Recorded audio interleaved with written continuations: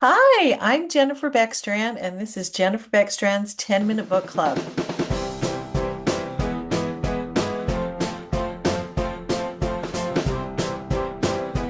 Hello, friends. I'm so glad to have you here tonight. Tonight, I'm interviewing Mindy Steele, Tracy Fredrychowski, and Rachel J. Good about our new Thanksgiving anthology called A Harvest of Amish Blessings. You're going to love hearing about it, hearing about some of our favorite Thanksgiving traditions, and we even talk a little bit about football. Each of us will be giving away one of our books, one of our back titles, and I've listed them up above. And so if you leave a comment or ask a question, you'll automatically be entered to win one of those books. Be sure to go to my website and sign up for my newsletter because you'll be able to download a free book if you sign up. Also, my first three Amish that I ever wrote, Kate's Song, Rebecca's Rose, and Miriam's Quilt, are available on Amazon.com and for a really good price, and they are really fun books to have in your collection. Now, I'm really excited to introduce Tracy Fredrychowski, Mindy Steele, and Rachel J. Good. Hello, ladies. Welcome to Jennifer Beckstrand's 10-Minute Book Club. How are you all today? Great. Thanks for having us. Good. Thank you. It's Thanks for so having great to us. have you here. I love these three women, and we just always have so much fun together. And this is just the funnest anthology that we are doing. And so we wanted to just do a 10-minute book club and tell you guys about it and just how excited we are about the stories and also just about Thanksgiving in general, because a lot of times we write Christmas stories, but it was really fun to write a Thanksgiving story. So I would love each of you to just introduce yourself and then tell us about a little bit about your story. They're all just real short novellas, easy to read, and just gives you a really fun and profound Thanksgiving experience. So, Rachel, will you go ahead and tell us about your story? Sure, I'd be happy to. I'm Rachel J. Good, and my story in this anthology is called Letters of Gratitude. And an Amish school teacher, Ruby, gets her class to write anonymous gratitude letters every day during November to thank people in the community or in their families. And she, all of you probably know Mrs. Vandenberg, the matchmaker, asks Ruby to make pies for Thanksgiving at her Star Center, which serves the homeless and recovering gang members and all kinds of things. And Ruby says, "I can't make pies. I don't know how." And she's she's Mrs. Vandenberg sends her to a pumpkin patch that's overgrown, and turns out it's owned by a handsome widower who's caring for his nephew. And she asks him about weeding it and having her students take care of it. And he's not too happy about that. But eventually he realizes, it's Thanksgiving and he should be, giving. So he agrees to let her do that. And of course, as she works in the fields and he eventually comes out to help, they get to know each other. And of course, in a romance, they're going to fall in love. I love that. Sounds great. Thank you. Okay, what about you, Tracy? Well, my story, first of all, let me tell you that I love Thanksgiving. I think I love Thanksgiving more than I love Christmas because I enjoy fall. So it's just all cozy. It's all that pumpkin and spice. I just really enjoyed writing a Thanksgiving story instead of a Christmas story this year. So my story, Tracy Fredrychowski, I'm sorry, I forgot to introduce myself. My story is called Seasons of the Heart, and it's about Patricia Ringard, who has gone to Sugar Creek to help her sister who has just had a baby. And while she's there, she goes to the annual fall harvest dinner. And she went to Sugar Creek because she needed a break from her very special friend, Albert Troyer, who is like dragging his feet on asking her to marry him. So she needs to get away from him because he's frustrating her, and she thinks that maybe just the break is what they need. But other things start to play out because at the harvest dinner, she meets David Schrock, who happens to be her bishop's younger brother from Willow Springs.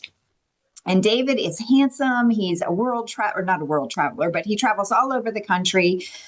He builds mini barns. So he goes to Wisconsin and he goes to Indiana and he goes to Pennsylvania. So he has a lot of stories that he shares with Patricia. And she just finds him so charming.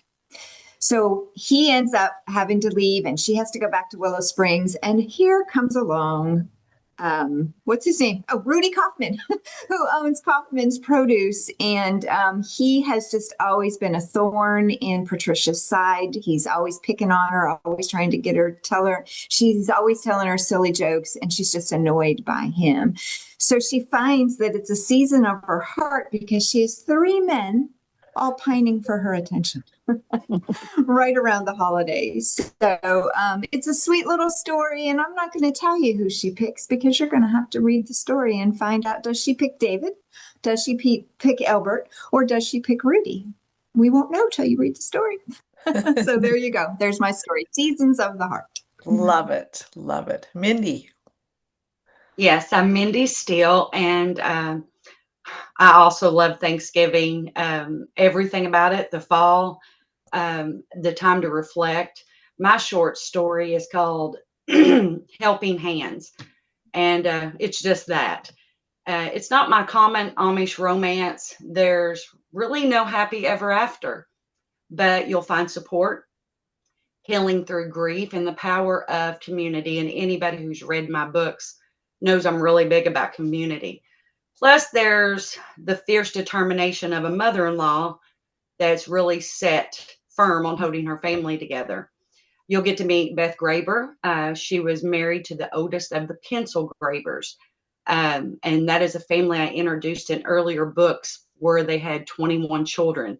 It's not totally common, but not uncommon since I happen to know a large family like that. She's got three daughters. She now owns, now that her husband's passed away, the local Benton Dent, and she's also expecting. Her husband's death hit her really hard, but now she's ready to take back her life. She just finds it very difficult to do with so many people helping her all the time. And Andrew took care of a lot of the work and the business aspect of everything for her, so she's having some difficulty.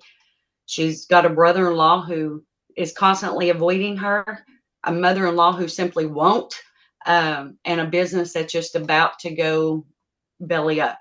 So she really needs help and has to look past a little bit of stubbornness to get it. And ironically, the local undertaker suggests that newly returned Lester Milford is very good with numbers. And a lot of my Miller's Creek readers would know Lester as one of the Milford half dozen that I introduced. And Lester owns a machine shop, and he offers up part of his place for a local food pantry.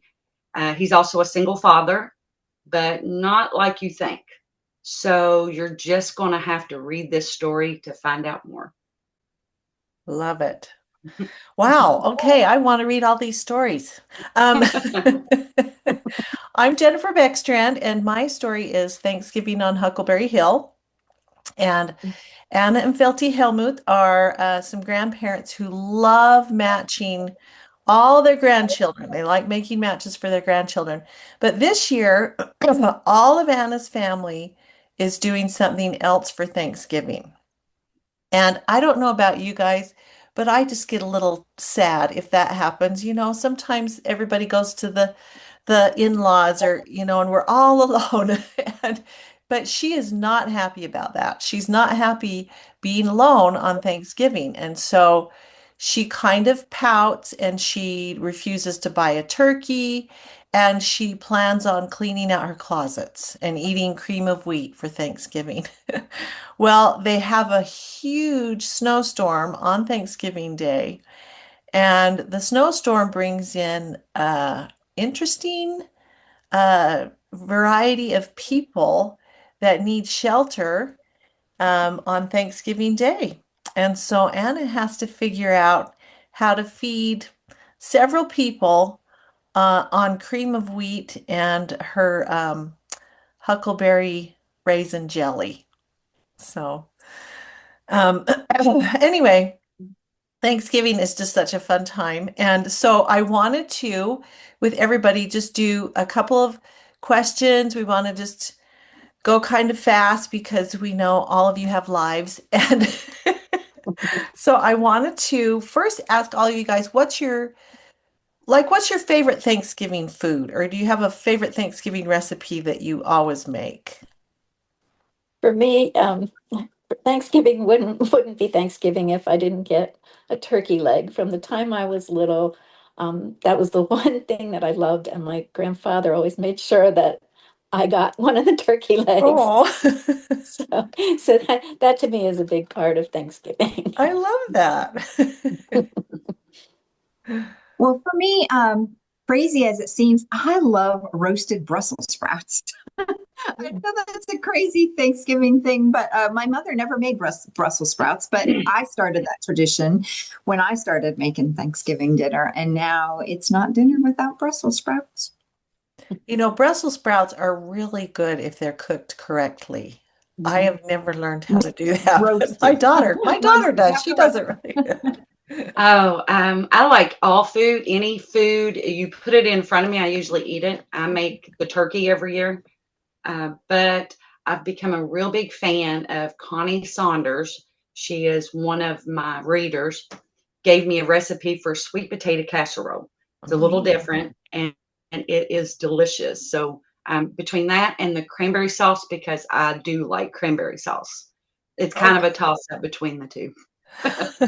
Oh yeah, for sure. Well, for Yeah. me, it's all about the pie because I make pie once a year. Well, I make pie twice a year. Once on Pie Day, which is March 14th. The other is Thanksgiving, and I adore pie. So for me, it's the pie. Just really just about any kind. So I have some good recipes. Okay.